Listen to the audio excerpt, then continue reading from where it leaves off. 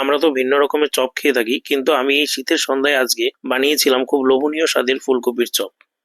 এই ফুলকপির চপ বানানোর জন্য প্রথমে আমি একটা কড়াইতে তেল গরম করে জিরা ফোড়ন দিয়ে দিলাম। এবারে রসুন কুচি দিয়ে দিচ্ছি, আদা কুচি দিয়ে দিচ্ছি। আদা এবং রসুন কুচিটা একটু ভেজে নেব। আদা এবং রসুন কুচি এখানে একটুক্ষণ ভেজে নিয়েছি।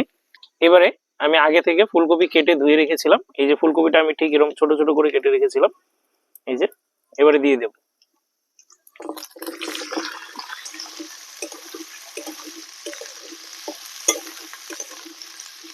এবারে স্বাদ মতো লবণ দিয়ে দিচ্ছি। এবারে লবণ দিয়ে ভালোভাবে নেড়ে ছেড়ে নেব।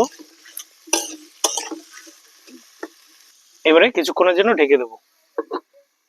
5 মিনিট ঢেকে দিয়েছিলাম, এবারে ঢাকনা তুলে নিচ্ছি।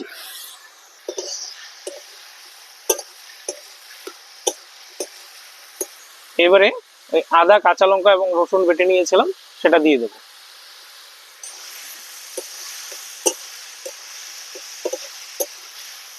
এবারে আদা রসুনের কাঁচা গন্ধ যাওয়া অবধি ভেজে নেব। আদা রসুনের কাঁচা গন্ধ চলে গেছে, এবারে সেদ্ধ করে রাখা আলু দিয়ে দেবো।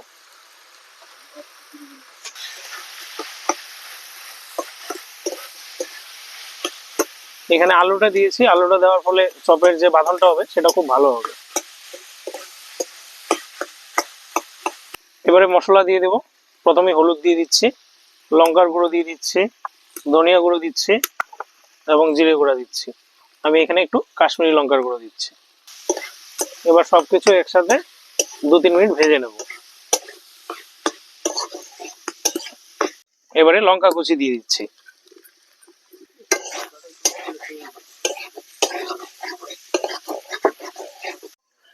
এটা আমি এখানে 5 মিনিট ভেজে নিয়েছি।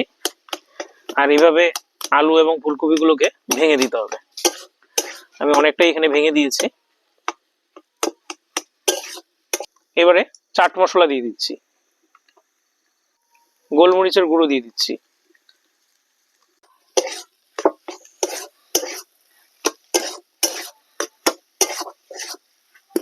এবারে আমি সামান্য চিনি দিয়ে দিচ্ছি।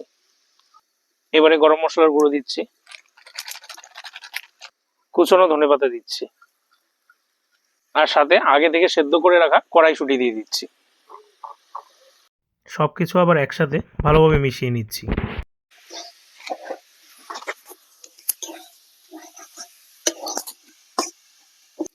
এখানে চপের জন্য সবকিছু একদম রেডি হয়ে গেছে। এই যে দেখুন ফুলকপি কত পারফেক্টলি ভাজা হয়ে গেছে এবং বাদনটাও খুব সুন্দর এসেছে আলু দেওয়ার জন্য। এই যে এবারে আমি এটাকে নামিয়ে ঠান্ডা করে নেব।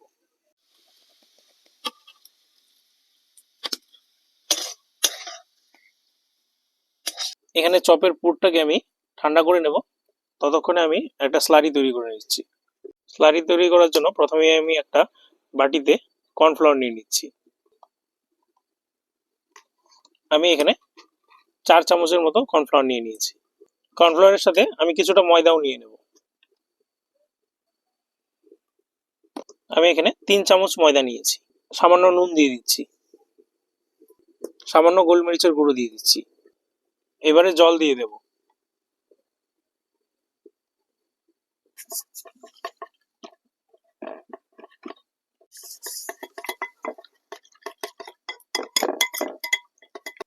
এখানে এই স্লারিটি রেডি হয়ে গেছে। এই যে আমি এটাকে কিন্তু খুব ঘন করিনি, পাতলাই রেখেছি। এখানে ফুলকপির পুরটা মোটামুটি ঠান্ডা হয়ে গিয়েছে। আমি প্রথমে হাতে একটু তেল মেখে নিয়েছি। এবারে এটাকে চপের শেপ দিয়ে দেব।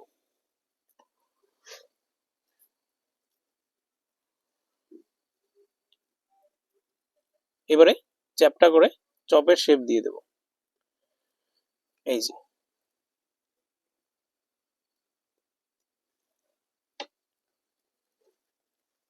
আলুটা দেওয়াতে এখানে কিন্তু বাঁধনটা খুব ভালো হচ্ছে। দেখুন গোল করে নিয়েছি, এটাকেও চ্যাপটা করে চপের শেপ দিয়ে নেব। আপনারা চাইলে অন্যরকম শেপও করতে পারেন। বাকিগুলো একইভাবে রেডি করে নেব।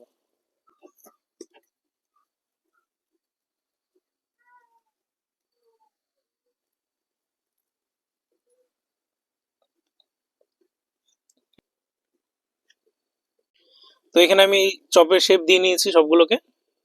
এবারে আমি চপগুলো নিয়ে নিচ্ছি। চপগুলো নিয়ে প্রথমে আমি যে স্লাইডটা তৈরি করেছিলাম সেখানে ডিপ করে নেব।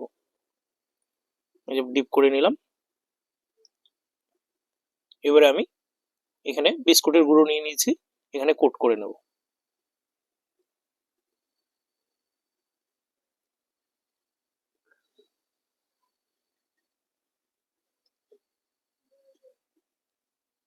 এই যে আমি এখানে বিস্কুটের গুঁড়োর মধ্যে খুব ভালোভাবে ডিপ করে নিয়েছি।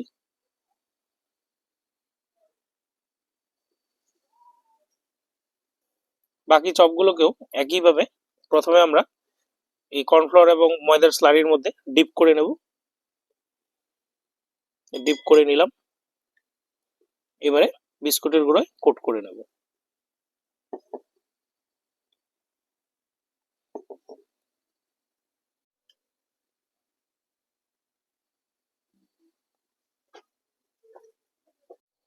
এখানে এই যে চপগুলো সব রেডি হয়ে গেছে, এবারে ভেজে নেব। এবারে চপ ভাজার জন্য কড়াইয়ে তেল দিয়ে দিচ্ছি। আমি এখানে রাইস ব্র্যান্ড তেল ইউজ করেছি, আপনারা চাইলে সর্ষের তেল বা সাদা তেল ব্যবহার করতে পারেন। এবারে আমি তেলটাকে এখানে গরম করে নেব। কড়াইতে তেল গরম করে নিয়েছি, এবারে এক এক করে চপগুলো ভেজে নেব।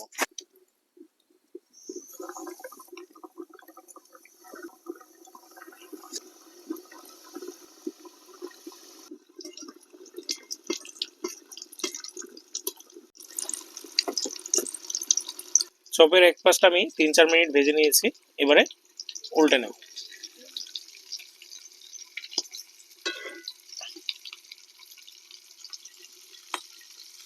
চপ ভাজা হয়ে গেছে, এবারে নামিয়ে নিচ্ছি।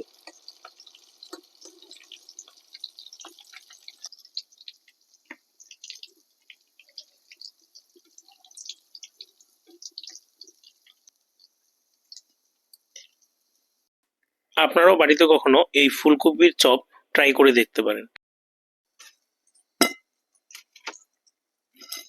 এখানে দেখুন ফুলকপির চপগুলো দেখতে কত লোভনীয় লাগছে, খেতেও কিন্তু দুর্দান্ত লাগবে। এই যে দেখুন কতটা ক্রাঞ্চি হয়েছে। তো এই যে এবারে চপটা ভেঙে দেখে নিচ্ছি ভেতরটা কিরকম হয়েছে। এই যে দেখুন ভেতরটাও খুব সুন্দরভাবে হয়ে গেছে।